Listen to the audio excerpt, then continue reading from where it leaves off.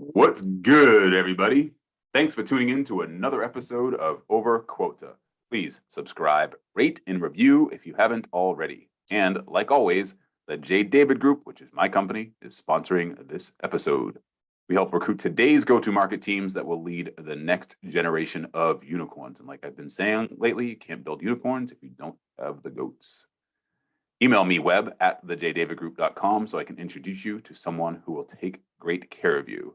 Today, my guest is John Sheffield. He is the Vice President of Sales at Yoda, the leading cloud platform for e-commerce acceleration. John, welcome to Over Quota. Thank you. I appreciate you having me. So let's just start there. Tell me a little bit about Yoda, the value proposition, and then why you decided to join just a few months ago. Yeah, I'm happy to. So yeah, Yoda is interesting in that it kind of lives in a new space. There aren't what I would consider any true direct competitors. So they do site optimization. So we're in the market of speeding up websites. Why? Well, faster a website is, the higher the conversion rate is, the lower the bounce rate is, the better the consumer experience. What makes them unique is they do third-party app sequencing. And what I mean by that is I think of it a bit like, not that I would want to compare us to a $1 trillion company like Apple, but Go ahead. I'm going to do it anyway. They, one of the things that made them special was they were figuring out a way to make something that is feature rich and user friendly.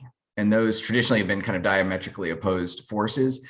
We're doing something similar for the digital experience in as far as websites are becoming more functional over time, more feature rich. That's really a demand of the consumer. So companies are loading up their websites with these third-party apps, but they also, by they, I mean the consumer, demand speed. They want it feature rich and fast. Traditionally, those are diametrically opposed forces.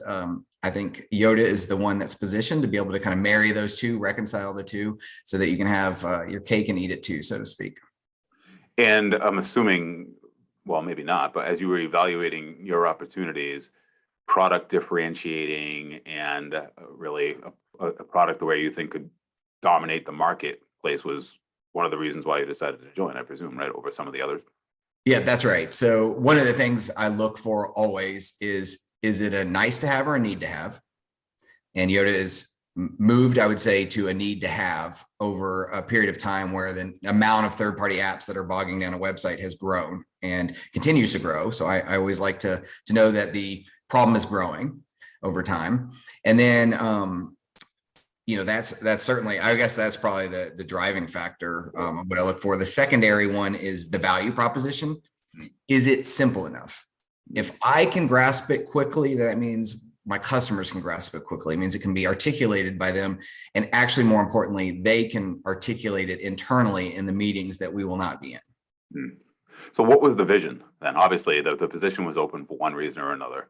What was the vision? What were they envisioning that you could help them with? And how closely did that align with what your vision was? Yeah, so they're just at an interesting time in their growth story. So if you rewind back, I think till June, they kind of have been pivoting towards this market where the third-party app sequencing is the primary driver of growth, right?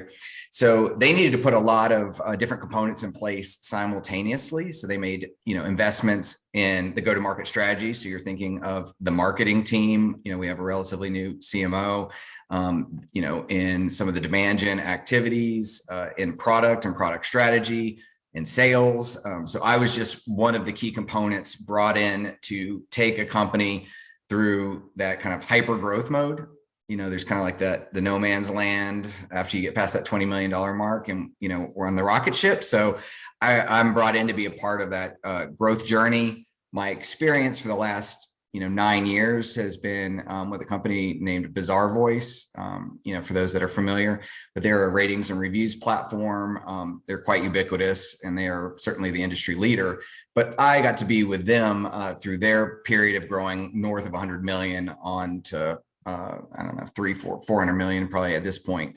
So I got to see, what does that look like through inorganic and organic growth? So I think my experience there, growing teams, doing enterprise acquisition, customer retention, I think that's what they viewed as very positive experience that will be able to lend itself to what they're trying to accomplish.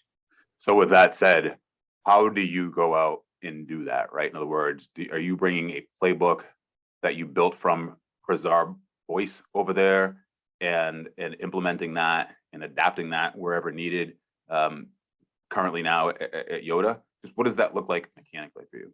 Yeah, it's exactly like you described. There are playbooks, in some cases, like literal ones, that are written, and I can just bring over and go, all right, here's a process that works. We need to run it. But a lot of cases, it's like just the structure of the teams, kind of, how do they train? What does the cadence look like for coaching? I'm a big fan of recording calls. So like, what does that look like to be able to break down those calls and get better in a more iterative approach? Then I can kind of step back and say, all right, well, how do we, what's the best way to structure a comp plan, for example? What's the best way to carve up territories? What's the way to, do an account plan? These sorts of things. I have experience with them. So, I think in most cases, kind of the best of breed of each of those, I'm just trying to bring and apply to Yoda as best I can. What's step one? In other words, you just mentioned a lot of initiatives and a lot of priorities. I know my brain just doesn't work that way, which is, I guess, I'm actually in a curious way, right? In other words, where you have so many things going on, how do you know which one to focus on first and then second and so forth? Well, I guess the first step for me coming in would be to evaluate the people. I would say that's actually probably the single most important characteristic a manager can have, is the ability to hire well. So making sure, as you mentioned, the GOAT, making sure those people are in place is step one. That's what everything's going to be built off of. The next for me is actually where the rubber meets the road. I want to see how presentations go. What do the decks look like? How is it received by the customer? Really digging into the mechanics of the actual presentations themselves. How is information being sent, received? Where are the gaps? And if I sit back and listen and, I get bored, well, that's something I need to take note of. If I get frustrated, they're frustrated as a customer. So that's a really important component. And then honestly, it's just learning how Yoda does it, because not everything needs to be replaced. They have so many great systems and so many great processes. And my boss is fantastic. She actually hails from Bizarre Voice. And she was a superstar there. She continues to be a superstar. So just going through and going, hey, we've got all the bricks, maybe I'm the mortar there. How do we build this wall together? So I would imagine, by the way, that's how she recruited you from your familiarity. In other words, she was at Yoda and then she recruited you to come over there. Is that? I would say sort of. I actually was originally contacted by a recruiter like yourself. Oh, okay. Yeah. Which are extremely valuable.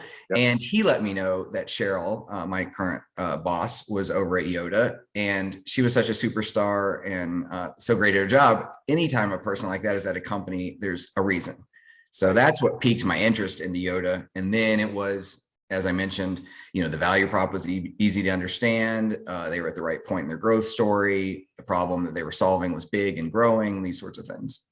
I want to reference something you mentioned on your LinkedIn profile regarding Bizarre Voice, which is that you built the methodology, right? You built the sales methodology at Bizarre Voice. Number one, there are so many methodologies, right? I guess you can call them out of the box methodologies that you can use to deliver and coach on. Why didn't you do that as opposed to building your own? What was the advantage there, I guess? And did you take that methodology, or do you plan to take it to Yoda as well?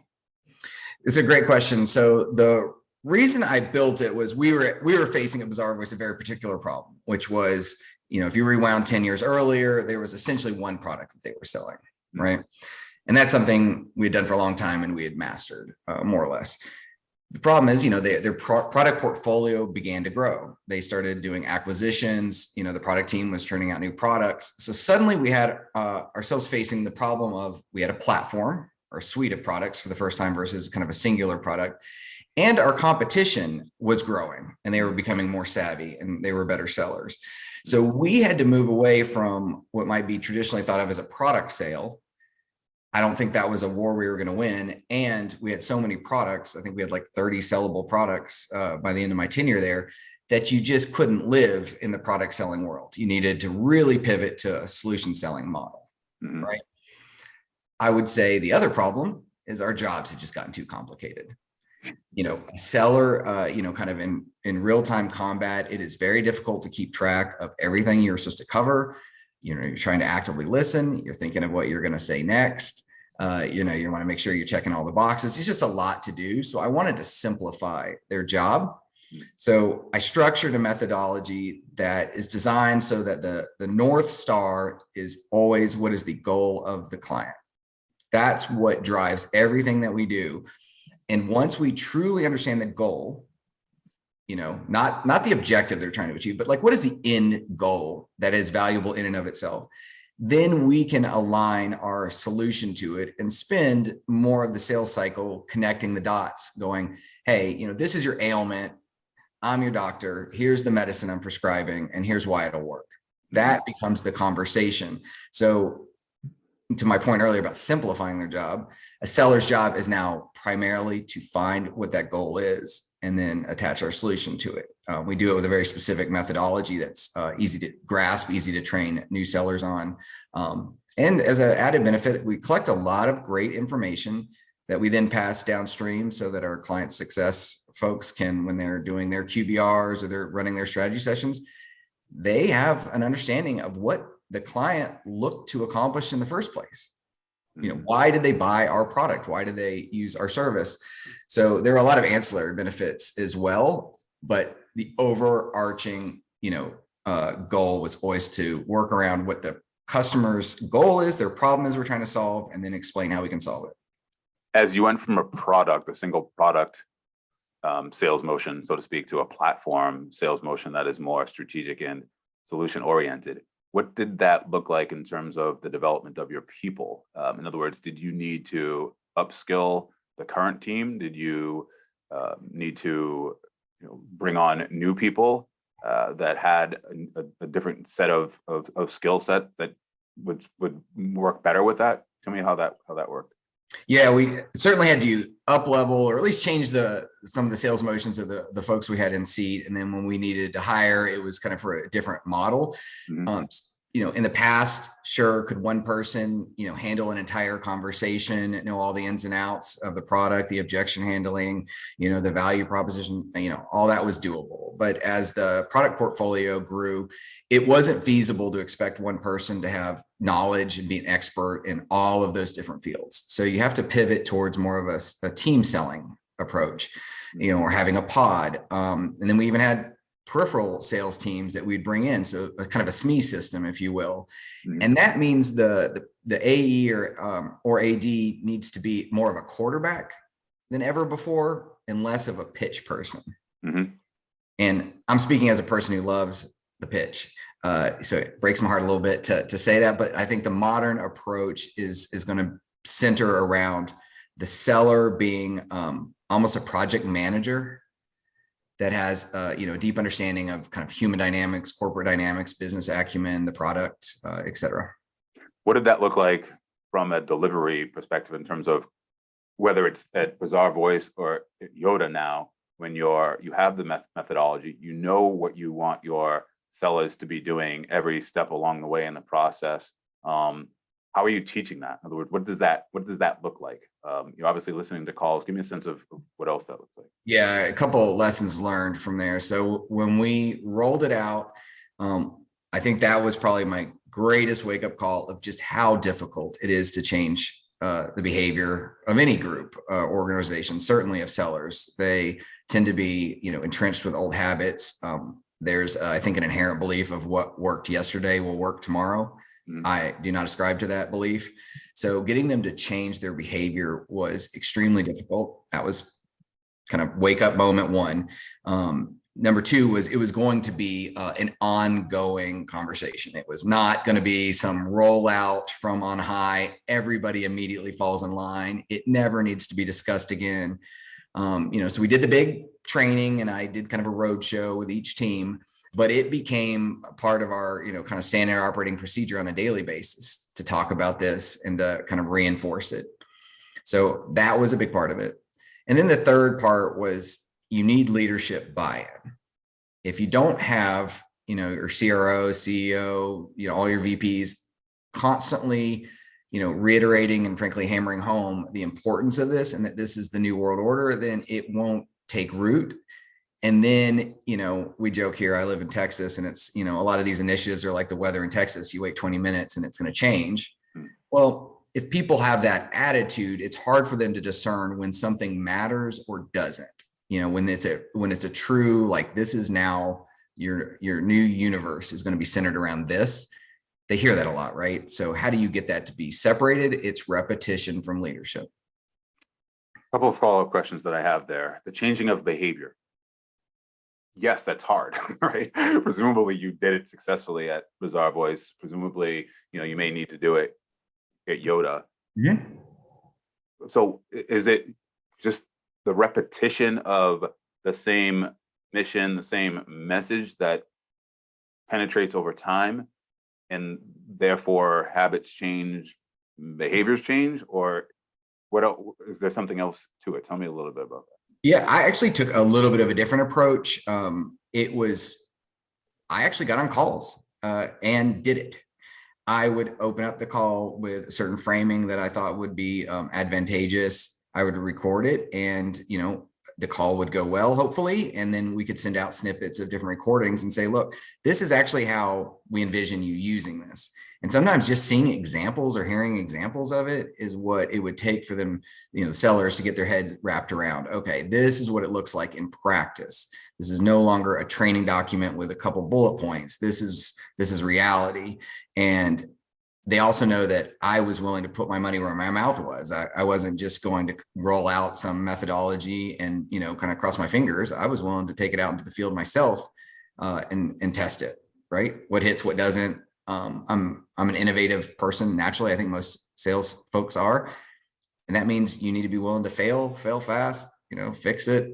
That's fine. A large part of our job is failing. So, that's what we did, is we took it out and tested it out and iterated and made it work. I'm smiling because I wrote down, how many at-bats did you have before you actually got it right? In other words, you experimented with one message or one way you approach the problem. Like, how long did it take you? How many calls until you said, this is what they want. This is what seems to be working. I mean, that was the first call. Nailed it. Right out of the gate. It's amazing. No, first off, there's never getting to the promised land with something like this. Like, It's always going to be a process and a journey. So you can just kind of get rid of the idea that you're going to go, all right, we have officially stopped. This is perfect. Like, we can move on. So, we're always kind of just trying to ameliorate towards great. It honestly was probably a dozen or so conversations before I had a framework that I felt was structured in a way that was working, but modular and loose enough that I could continue to go with the organic flow of the conversation. So it gave me some like guardrails to work with and just some like basic structure that I could lean on. But it was a process for certain. And the first handful of calls, it felt clunky. I could just tell it wasn't hitting. Certainly these were not calls I was dying to send around the company and say, this is how it's done. But like any good seller, you develop a comfort level with the material that you're going through, and repetition helps with that comfort level. You start getting like particular points that you hammer home. But one thing I think people that are not in our world don't appreciate is when we put our flavor on something, we, as a seller, you can Frankenstein together, your approach and your pitch, but it's going to have ultimately your spin on it. And it's going to feel comfortable to you to do it a certain way. So what you're trying to do is figure out a way that all the sellers are using the same motions and the same talk tracks and handling the objections in the right way, but build them a framework that has enough flex in it to be able to be, hey, what's their flavor? What's their spin? And when they get into customer conversations that are, it's hard to predict where they're going to go. How do you flex with those conversations and bring up the train back on the tracks when it feels like it's wobbling? You know what I mean? Yeah. So a couple of things. What assumptions then did you have before you made your first calls? And then what did you learn as you got to your 11th and 12th call, where you finally were able to sort of round it out and say, okay, here's how it needs to be structured. Here's how the calls need to be structured. Here's what they're what they want to hear from us. Yeah, I think I had a commitment to following through with it, for starters. I did not know if it was going to work, but I was convinced that it could. Mm-hmm. So that was always like a guiding principle. Is like, I just want to see this thing through all the way. And then to me, I'm a student of kind of how information is received, like when you go through whatever it is, kind of think like a TED talk, like how it actually comes in to your brain. I think of it kind of in terms of fight or flight is kind of that initial level where they have to determine, is this rare? Is it dangerous? Is it worth my attention? Then an emotional connection to it, and they start piecing concepts together, and frankly, kind of get them to a point where they bought it and they don't even know that they've said yes yet, like that. And then more of a neocortex level where you're having them, that's all the charts and graphs and numbers, and they can crunch the data. So I wanted to structure the pitch to follow along with that flow, so that I could get their attention, get them emotionally connected and bought in on it. And then we can spend our time in the process and neocortex section. So that was essentially like a development to send out the information in a way that the brain would receive it in the right order and in the right cadence. Yeah, that's fascinating. I feel like there's a whole episode just on that alone. How do you build confidence in your sales reps when you are, making a change and going through this? And even frankly, if it's a new rep who you hired because of their strategic solutions-based platform experience. I mean, everybody needs to, especially if you're selling a new product, need to build confidence, because you're not able, in my opinion, not necessarily able to see the forest through the trees and to be able to your point, put your own sauce on it and to be able to adapt in the conversation in a way if you're not confident, right? In other words, you end up sounding like an automaton or some sort of a robot where you're not connecting, you're not getting to that emotional side, I guess, of the call. So how do you build confidence in your team? So a couple things. One, you need to let them know, your people, it's not your first rodeo, right? You've been around the block, there's some level of experience and pattern recognition that they can lean on. Another one is I guess I would acknowledge a lot of the times that I had made mistakes. I let them know that, look, by no means do I think I'm perfect and that I haven't failed. So failure's fine, but it gives a level of kind of, honesty or transparency when you're willing to admit, I've been there and I've made every mistake that's ever been made. So like, that's how I know how not to make them. You step on all the landmines, like, okay, that's what you don't do. So that comes from the experience as well. I think, honestly, just when you speak with conviction and you have, your ideas thought out, that can be a very convincing thing. And that's one of the things I'm paid to do, is convince people. So I like to have a Socratic dialogue. I hope to bring them to, my way of thinking. But if I can help them come to the ideas and conclusions on their own, and I'm more or less a guide to them coming to those ideas, they're going to stick a lot better. Right. So I think it's a combination of, just admitting, look, I've been around the block. I've made mistakes. I have a pretty good idea what works, but like, let's talk about why I think that this will work. Tell me where I'm wrong. Yeah, right. Yep, that makes sense. You also mentioned a little bit ago about getting leadership buy-in and having, that be a key component to making change. How much headwind, if at all, did you get at Bazaar Voice or Yoda? Maybe I'll ask it in a different way, because you remember, like, what was the process, I guess? What is your approach to getting buy-in for something when you want to make a change? Well, the first step is just acknowledging, is there a problem? Do we need to make a change? And I would say that's probably one of those moments where, you can call it lead without a title, but like, you want to be a person in a company when you spot a problem. First, you're able to spot them, and then you bring a solution rather than merely point out the problem. So I would make sure we all acknowledge that there was a problem, that, my radar was correct. And then I would bring, kind of like, this is the solution, I think, and we'd have the same conversation we just talked about, right? I'd bring them to my way of thinking, or, change my mind, kind of like attitude. And let's assume I brought them to my way of thinking. Then it was really a commitment to, doing something about it. That when I say they have to have their buy-in, we want to define that. What does that mean? It can't just be, words. It can't just be an email they shoot out once and walk away. It's going to have to be part of their rhythm as well, and how that, they approach things. So I have a let's do it right or let's not do it at all approach. A lot of companies and companies I've been in, they do something kind of halfway and then they get upset when it doesn't work. Well, I think you need to decide early on, you're all in or all out. There's the in between is almost a guarantee for success or for failure rather. So I think getting them to see the problem, acknowledge the solution, and commit that you've got to go all the way on trying to solve it or don't bother. How do you know how do you know when you're going all in at the wrong basket? You know?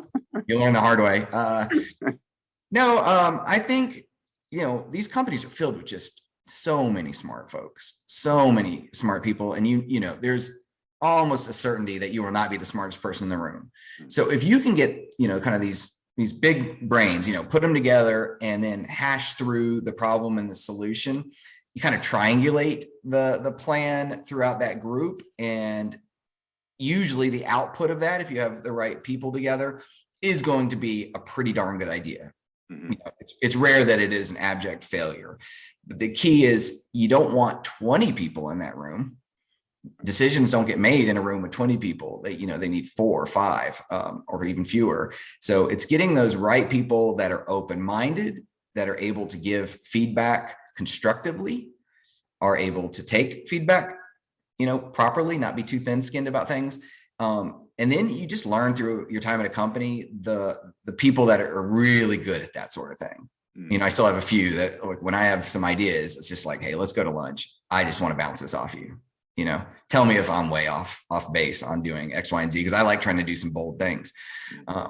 And you just develop kind of a cohort of people that you trust to be able to triangulate the truth. I think when we talked originally, you had mentioned something about low attrition on your teams. You've had low attrition, and I believe that's part of your success. Tell me how you've been able to sustain low attrition. What is it that you're doing that maybe other people have and still are struggling with? I think one of the things is figuring out what every person's love language is, because it's not always the same. We operate in a world where we think everybody's, coin operated, right? And I'll incentivize this behavior with money and I'll get what I need out of them. That's what they need. As long as the seller is being paid well, we're good to go. That's just really not the case. What I've learned over time is, some people are motivated by money. Others are more motivated by accolades, others by job security, others by a requirement for autonomy or challenge. I mean, there's any number of things you can list that are the primary driver of somebody's happiness at a job, and you can bucket them. But sitting down and trying to, kind of solve that puzzle and figure out what drives somebody's behavior and knowing it's going to be pretty individualistic, like that is a big key to it. Another one is when you're speaking with somebody, they should feel like they're the only person in the room with you. Like really give them your attention and be present. Don't have 50 distractions going on, because we live in a world that is heavily distraction filled. So I think doing that and being really present with them and really listening to them and really understanding them and then helping them understand you, they'll feel a connection that we're all in this together. And that goes a long way, because our job can be very, very difficult and it can have some rough times, and those times can sometimes last quite a while. So, we have to kind of band together and get through it, through those hard times. If they know they have somebody that's really in it with them, that goes a long way to getting through the hard times and enjoying the good ones.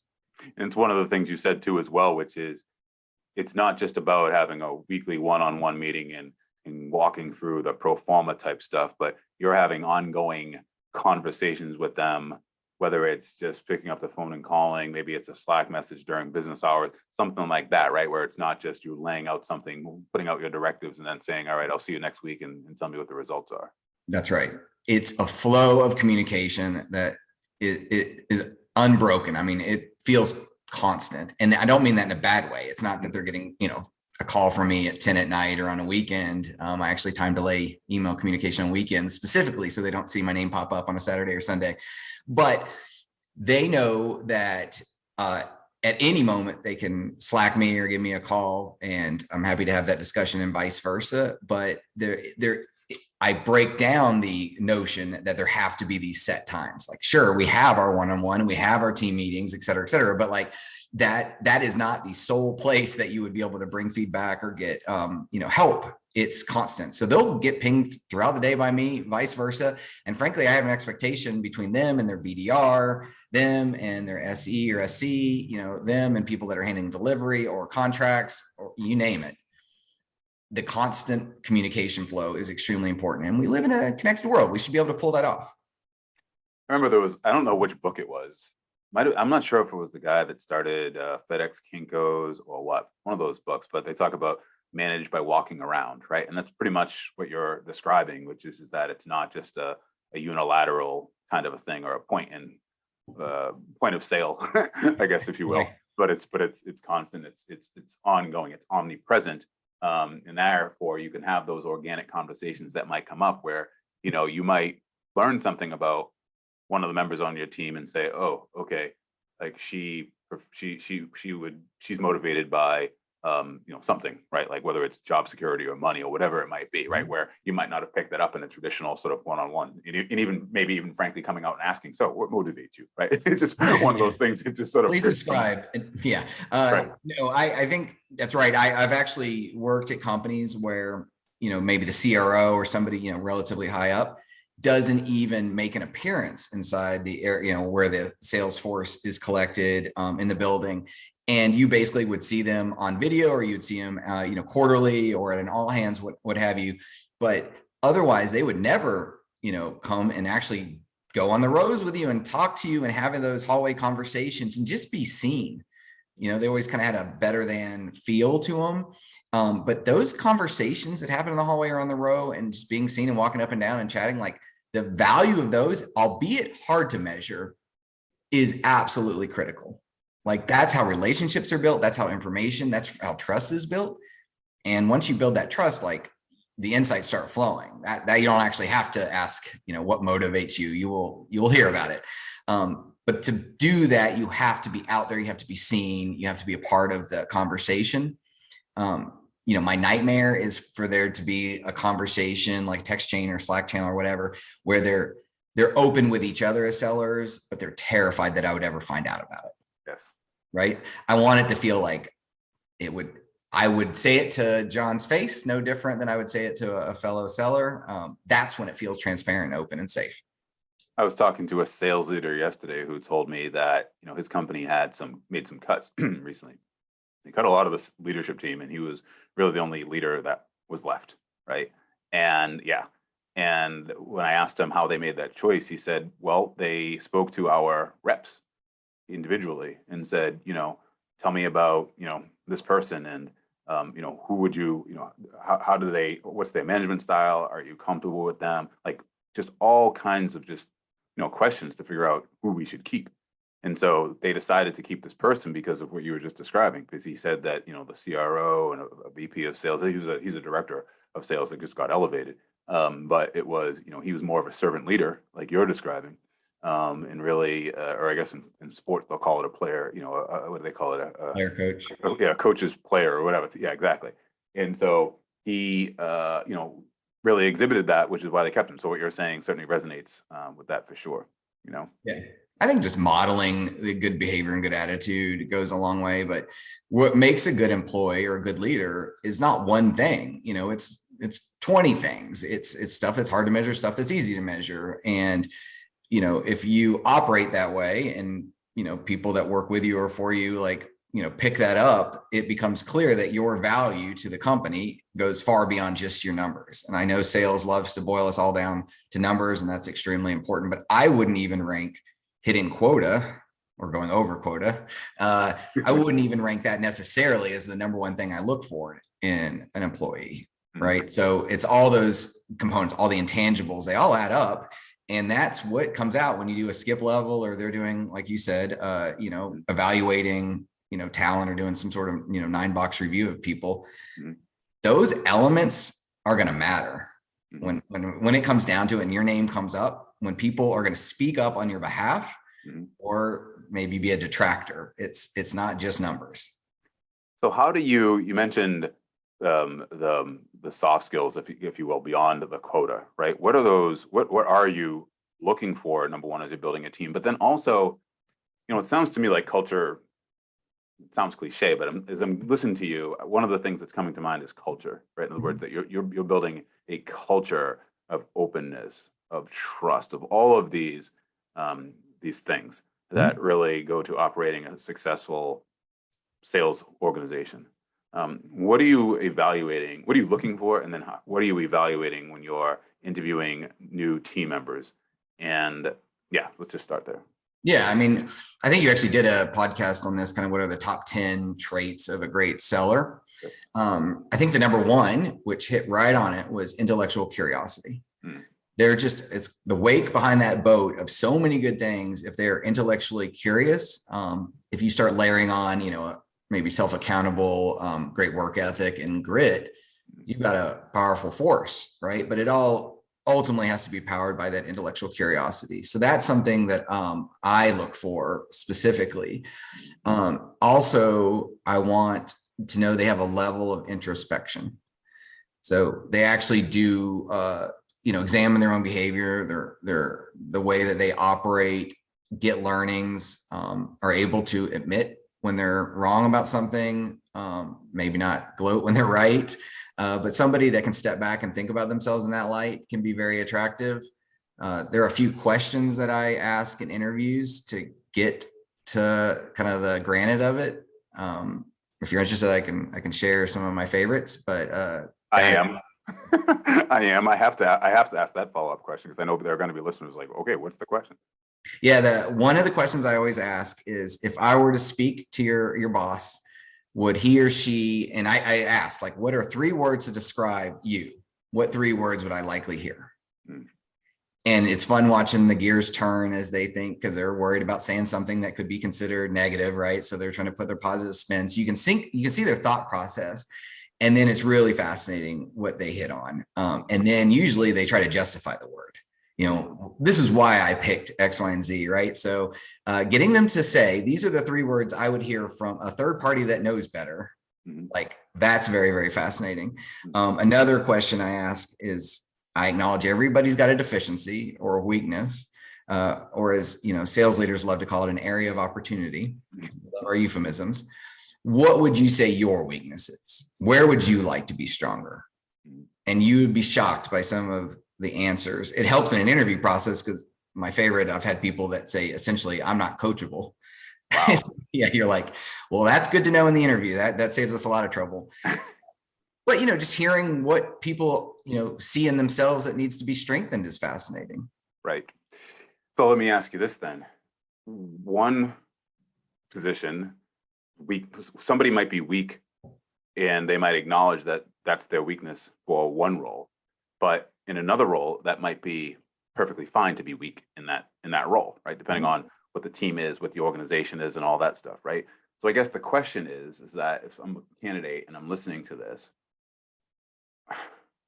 is there, like, what are acceptable weaknesses, at least on your team, right? In other words, what's an area of improvement or area of opportunity where you're like, okay, that's cool, we can work with that.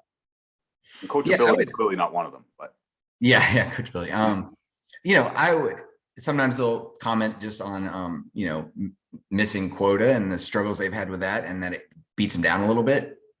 How do they cope with that? And it's really important to find out, do they come back stronger? Do they, I always think of it as like somebody who takes a test, they either blame themselves for not studying enough, or they blame the test for not being fair. It's like kind of which person they're going to be. So that's one that will come up where I'm like, yeah, that's fine. Everybody falls down, kind of how do you get back up? That's important. Another one is just, they'll often say, I just don't do a lot outside of work to get better. You just get caught up in the day to day, but they don't listen to podcasts. They don't read books. They're not trying to better themselves with that. And the other that's really difficult, and I think this is pervasive, is the ability to handle what is an extremely high speed job, right? Stuff comes certainly at sellers at just an incredible rate, that they don't get a lot of opportunity to work on larger issues or step back and think in terms of projects or things that they would like to tackle that's more at a company level or have a greater sphere of influence. So sometimes they'll kind of ruminate on like their inability to do larger projects or things more of note. They're just kind of doing their reactionary day to day. Mm-hmm. But I Yeah. think it's really hitting on a problem that everybody's going to suffer in our world. But that I understand, I empathize with, so I'm totally fine with it. I did once have a boss that he started out as a BDR and ended up as a VP of North American sales. So he hit every job you can along the way, every segment, just amazing trajectory. And I was out with him and I asked him, how is it you're so good at all of those jobs that have different, disparate skill sets? Like that just seems highly unlikely in one person. And he said, you know what? He's like, John, they're just problems that need solving. And I solve them, but it's just different problems. That's the only difference between jobs, just different problems, but it's the same motion in solving them. And that always stuck with me as going, okay, every job is ultimately the same. It's just problem solving. Yeah, and that's one of the things you said too the first time we spoke, which is you look for problem solvers, and that dovetails with intellectual curiosity, Mhm. right? Because if you don't have intellectual curiosity to begin with, you're not going to likely find the problems, and if you don't find the problems, then you're not going to be able to solve the problems.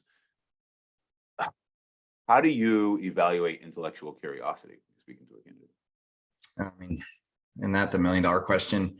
Um, it is one of those things that you just have to start picking up kind of the little pieces. I always think of them as little pieces that I kind of collect and I piece them together into a mosaic and I can finally figure out what the pictures of, once I collect enough pieces. But asking somebody, what's a recent thing that they learned, or what's their hobby, and then why do they pick it and how do they get into it, stuff like that, you can usually uncover a level of intellectual curiosity in them, just kind of the way they live their life, what they do in their off time. So I'll dig into that, but often when we're just talking about sales methodology and sales process, how do you build a champion, these sorts of things, if you hear their thoughts on it and they're just really riffing, that's usually a sign that somebody's got that equality.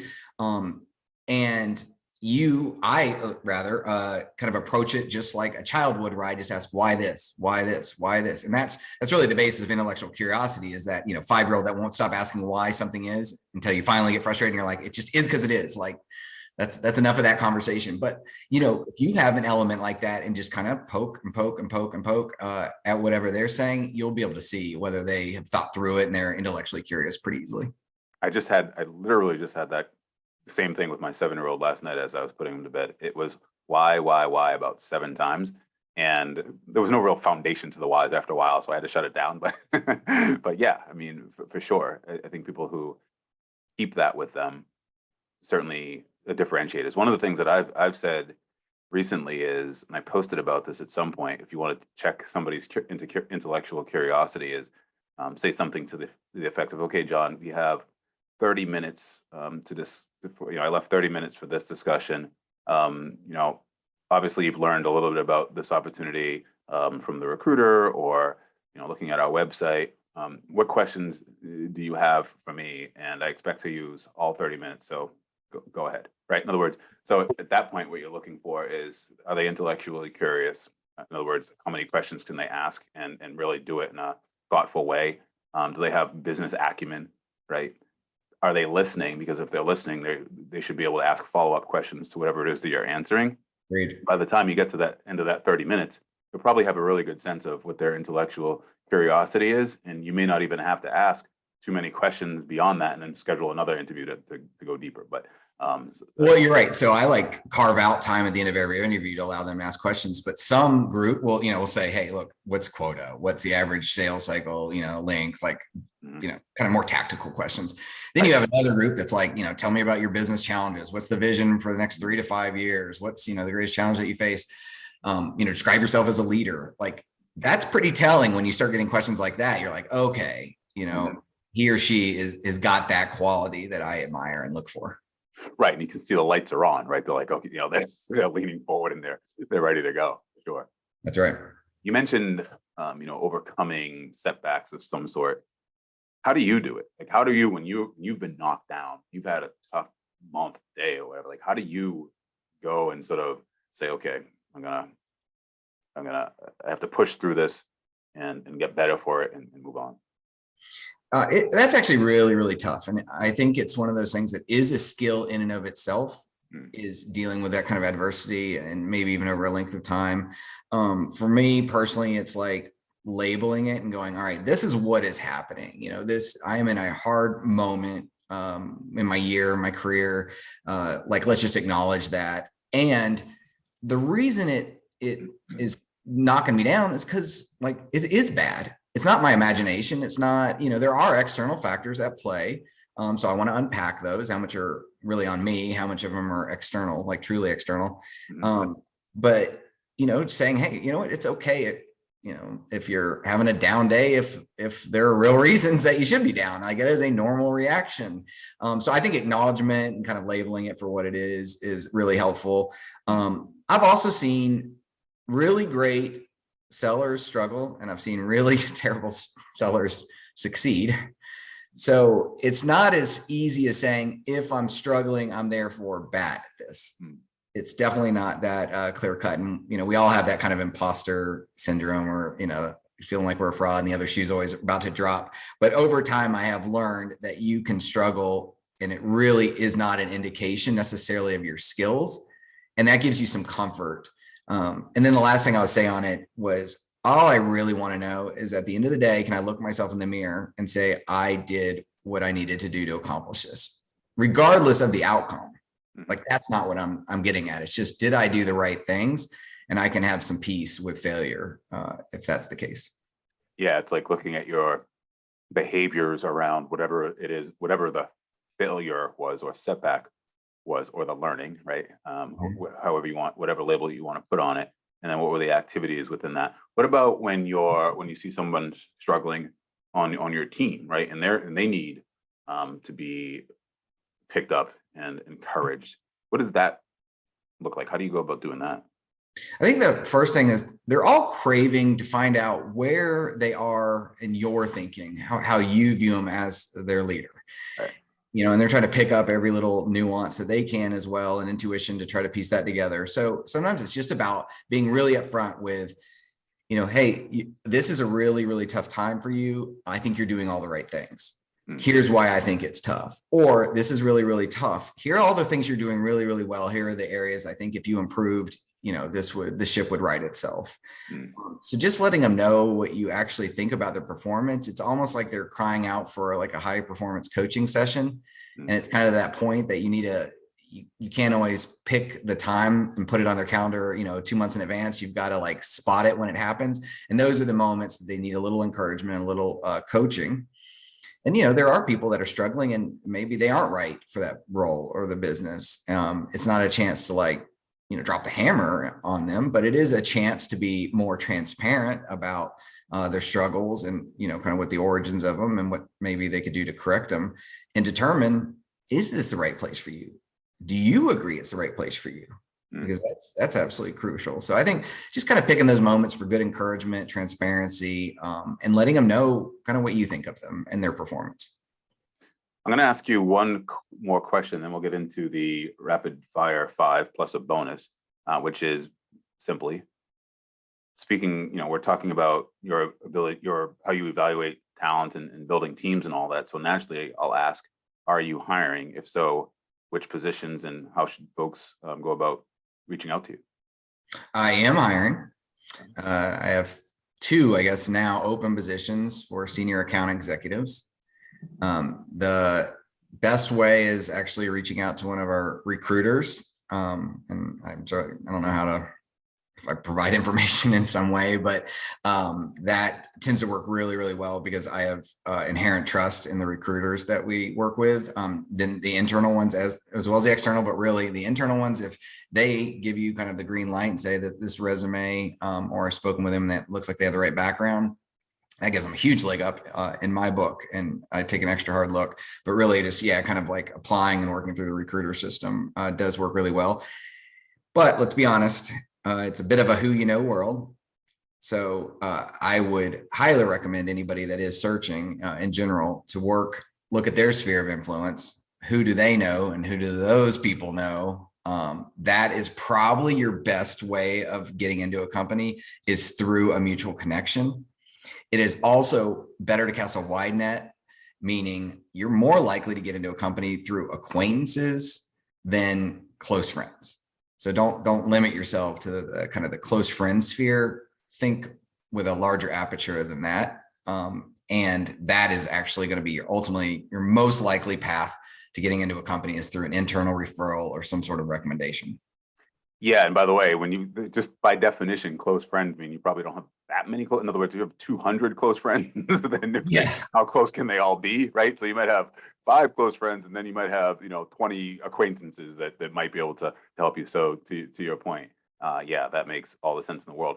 One thing that I thought you were going to say, but I will say is that if they reach out to one of your internal recruiters there, or maybe they find you on LinkedIn or something, mention that they heard you on this podcast, because at least that way first of all, they're showing they're growth minded, number one, and that they have some familiarity with you, the culture that you're trying to build, your expectation, and all that stuff, right? So inherently, there's likely some alignment there as well.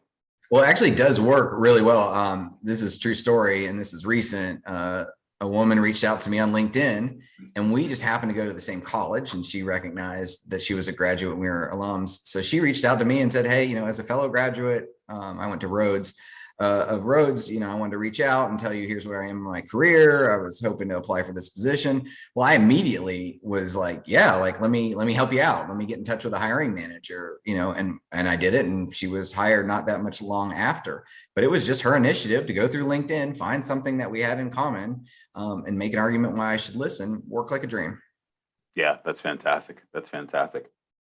Ready for the rapid fire 5 plus the bonus from the previous guest? Yeah, this will be I'll do my best is what I'll categorize this as. All right, fantastic. Let me pull them up because, all right. First question, what motivates you? I would say the opportunity to create something lasting. I work in a career where we don't build anything.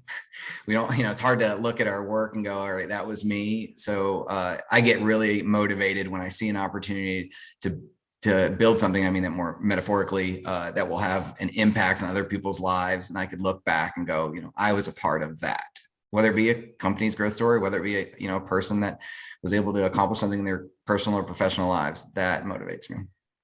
Love it. Name a big goal you have right now, and when would you like to accomplish it? Yeah. It's funny. I think through 1,000 goals that are certainly big, and my appetite tends to be bigger in my stomach. One goal I do have right now, though, is I'm working on a nonfiction book.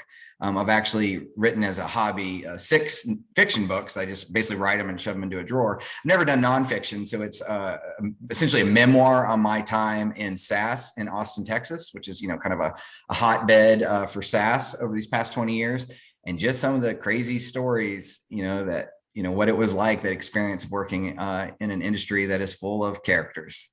I'm kind of getting those down on paper. So if by the end of 2023, I would love to be finished with that memoir.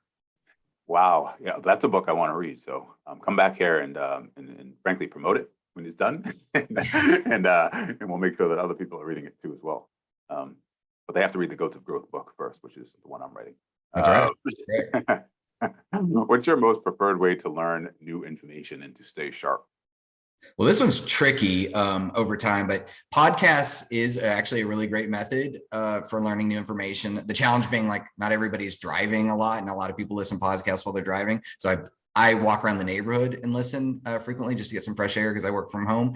So that's certainly one. And one that I've found very useful, there's an app, and I don't know if I'm allowed to name it, but and there are several of these, but they basically have a library of nonfiction books, and they condense them down to 10 pages instead of 200.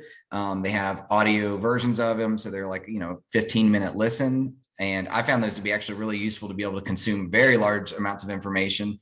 And I love reading a good 200-page nonfiction book on sales strategy, but often it can be distilled. So there's a few apps out there that allow me to just consume book after book after book, even while I'm washing the dishes. I'll listen. What's the app? You can give it a plug. Is it like Blinkist or something? Blinkist, that's right. Yep, that's right. Yeah, I haven't tried it yet, but I've heard it multiple times. There's actually one book that I just bought on Amazon that will be coming in a couple of days by John McMahon. That's only, I can only read, there's no audio. So unfortunately, but that's okay. How many hours of sleep do you average per night? 7.5, almost exactly every night. What's your favorite thing to do when you aren't working? Honestly, like I moved into a house not long ago that has a pool, and I have a 10-year-old and a 12-year-old, and just going out and swimming and playing and being silly with them in the pool is my version of heaven. Awesome. Love it. All right, here's the bonus question, the new feature that we've added to the podcast, which is the last guest, Joe Breen, had asked me to ask you, and you didn't know it was going to be you, but what do you do personally to evolve your thinking? What do you do personally to evolve your thinking? He prefaced that by saying, when you're, let's say settling down for the evening, when you're alone, having your alone time, maybe when you're walking and thinking, like how do you go about evolving your thinking? Well, so kind of a strange answer for this, but a lot of times we are taking in a tremendous amount of information, but that doesn't mean we're processing it. And I have been guilty of this, but essentially struggle with going bell to bell with distractions, whether it be work related, personal, heck, TV show, whatever it is, just constant barrage of distractions. So I got some advice that I heeded, where essentially during my morning, like get ready routine, brush teeth, shower, change, all that stuff. I don't have any music playing. I don't have any sound whatsoever. And I'm just like left alone with my thoughts. So I got about a half hour every morning, essentially blocked off. And everybody knows like the idea of a shower thought, right? That's when your mind is most active and you're coming up with the greatest ideas, solve the world's problems. And I just have basically 30 minutes every day that allows me to process what I've been thinking about, what I'm going to do that day, or what I learned yesterday. Very cool. Yep. I love it. Love it. Love it. Love it. Awesome. So then the question now is for you, which question comes to mind that I should, or you would like for me to ask the next guest that will be on my show? I'm always fascinated to know what is their favorite and least favorite parts about their job. And assume you have to explain it to a classroom of high school students, right? So you don't need to explain it like I'm 5, but explain it like you're 15. What do you love and what do you hate about your job? That is helpful. Favorite and least favorite aspect of their job. Fantastic. Okay. All right. I'll be asking that question on Thursday when I record for publication on, I guess, the following Monday, because you're going to be published this coming Monday. John Sheffield, thank you for going over quota. Thank you. Goodbye, everybody.